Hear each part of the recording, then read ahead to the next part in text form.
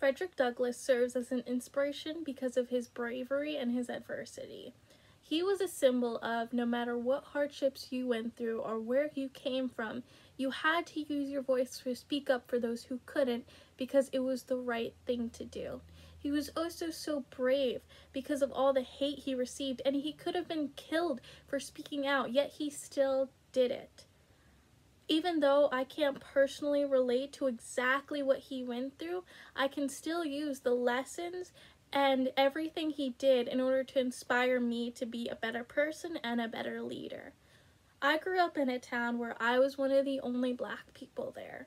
And I faced many instances of racism and hate, whether it was I couldn't go into a store without being followed, or being called slurs by my peers and it being generally accepted and ignored by administration, or even the extremities of getting the police called on me or my family for just existing as a Black mixed family. I knew that this was a problem that not only my community faced, but that the world faced as a whole. Of course, I can't fix the whole world, so I decided to start with just my community.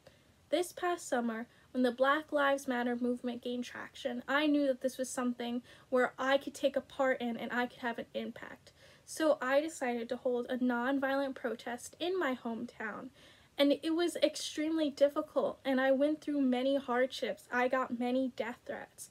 But in the end, over 1,000 people came from my white, very non-diverse small town and came out to support me and to listen to what I had to say. And I knew from that moment on that if I worked hard enough and that if I fought enough for what I believed in, that I could actually make a difference and that people would listen to me.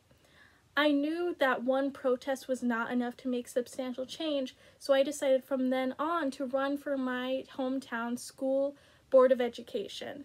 I knew that children are our future, and the best way I can spread influence and make that long-lasting difference is to be able to influence kids to learn tolerance and to be able to accept people who might look differently from them. I still today work for the New Jersey Black Lives Matter Coalition, and we do things such as organize more events and rallies, spread education, make community fridges in cities that are more POC based so that Black people can have the resources that they need. And I know I couldn't stop in just my community, so I spread it to my campus. And whilst I chose my college because of how diverse it was, there's still always room for improvement. So I made our student government's first diversity and inclusion committee, and I currently chair that committee. And any opportunity I get, I use to be able to spread awareness of the racism that goes on in our society today, whether it's club and organizations or speaking out at town halls. Any instance I get, I try and use it. And I personally think this opportunity is great because not only do people of color not get as many opportunities as their peers to attend study abroad programs, but the Irish people are people who have suffered, and they had to use their voices in order to be able to escape from that and become the great nation they are today. So I think me as an American can learn a lot from that, and everything I've ever learned has been so Americanized that learning a new perspective can have an amazing difference on how I'm able to lead and how I'm able to solve these social problems that we are facing.